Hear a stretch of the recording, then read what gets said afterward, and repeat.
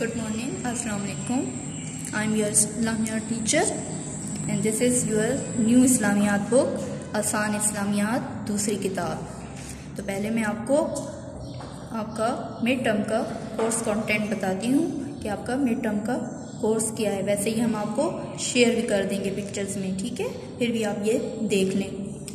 ये आपका course content और ये आपका नाजरा का कोर्स कंटेंट है कि नाजरा में आपकी क्या क्या चीज़ें शामिल हैं।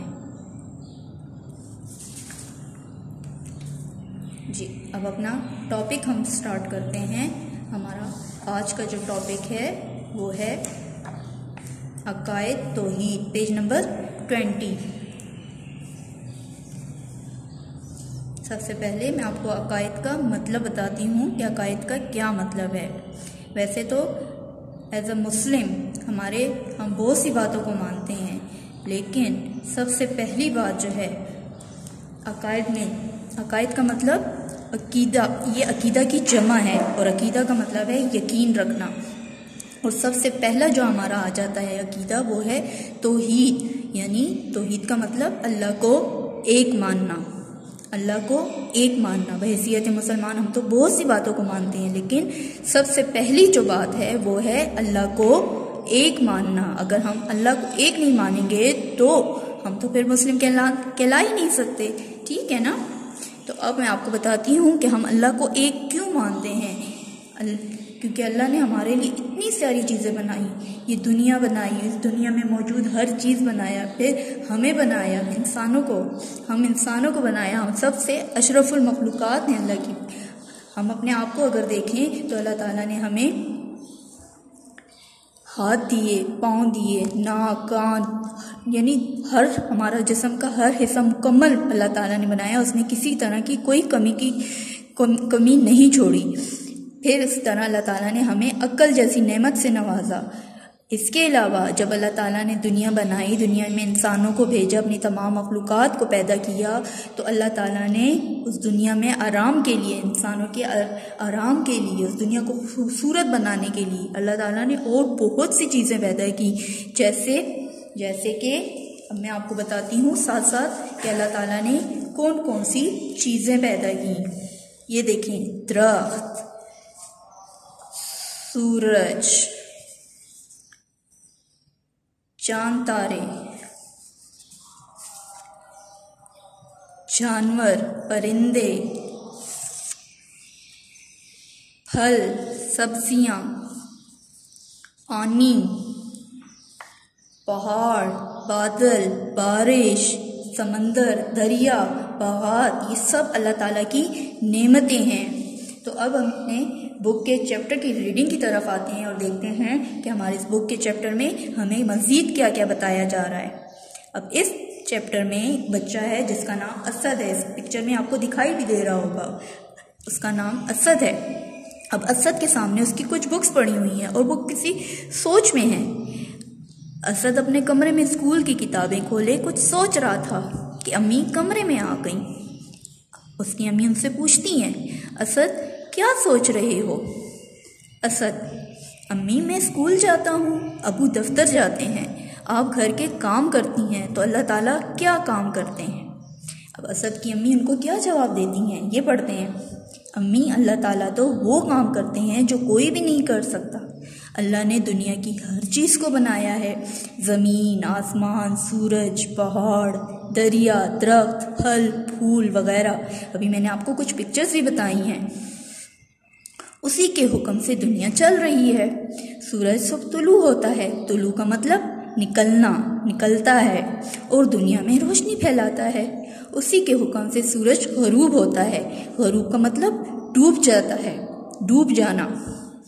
और रात होती है, वही हवा को चलाता है और बारिश बरसाता है। जब सूरज गरूब हो जाता है तो फिर क्या नमूदार हो जाता है, आसमान पर रात हो जाती है ना।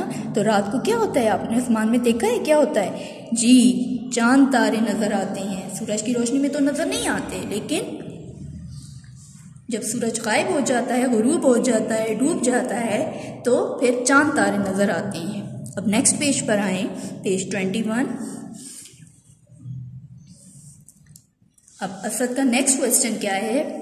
अम्मी मैं तो स्कूल से आकर थक जाता हूँ।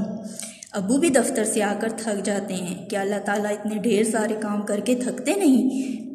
अम्मी नहीं बेटा, वो तो इंसान होते हैं जो थक जाते हैं। अल्लाह ताला को ना नींद आती है ना वो थकता है, बल्कि वो तो अपने बंदों के हर काम को देखता और उनकी हर बात सुनता है।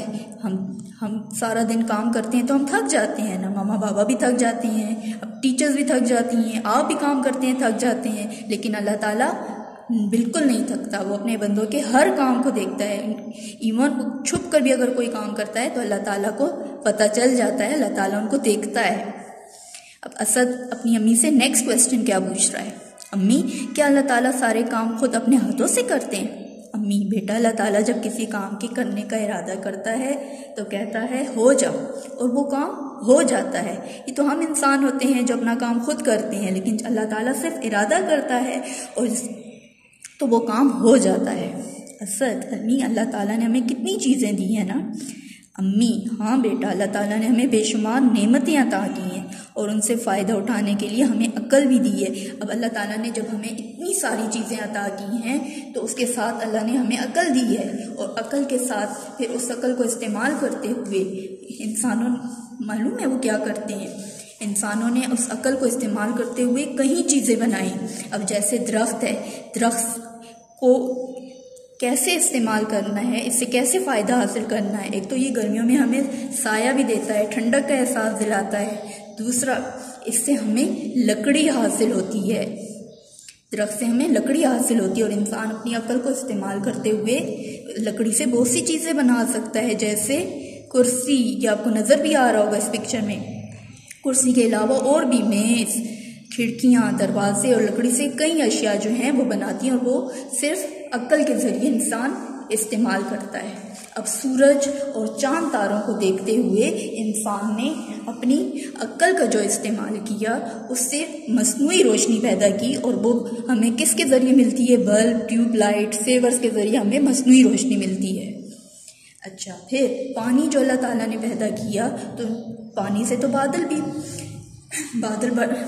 से भी पानी बरसता है बारिश की सूरत में, और इंसानों ने अक्ल का इस्तेमाल करते हुए उससे क्या मुख्तलिफ मशरूबात बनाए। यह अक्ल का इस्तेमाल किया इंसानों ने। समझ आ रही है ना? अब नेक्स्ट देखते हैं कि जब अल्लाह ताला ने हमें इतनी नेमतें अता की हैं तो उसके बदले में हमें क्या करना चाहिए। ये असद ने अपनी अम्मी से नेक्स्ट क्वेश्चन पूछा है कि अम्मी अल्लाह ताला ने जब हमें इतनी नेमतें अता की हैं तो उसके बदले में हमें क्या करना चाहिए। अम्मी बेटा, हमें चाहिए कि हम अल्लाह की हर बात मानें और कोई ऐसा काम ना करें जिससे वो नाराज़ हो। असद हमारी इस्तानी कह रही थी कि जब हमें कोई परेशानी हो तो अल्लाह से मदद मांगनी चाहिए। अम्मी तुम्हारी इस्तानी ने बिल्कुल सही कहा, क्योंकि हमारे नबी सल्लल्लाहु अलैहि वसल्लम ने फरमाया कि जब तुम्हारे जूते का तस्मा भी टूट जाए तो अल्लाह से मांगो, यानी छोटी से छोटी बड़ी से बड़ी ज़रूरत के लिए सिर्फ अल्लाह से मांगना चाहिए। अब जूते का तस्मा क्या होता है?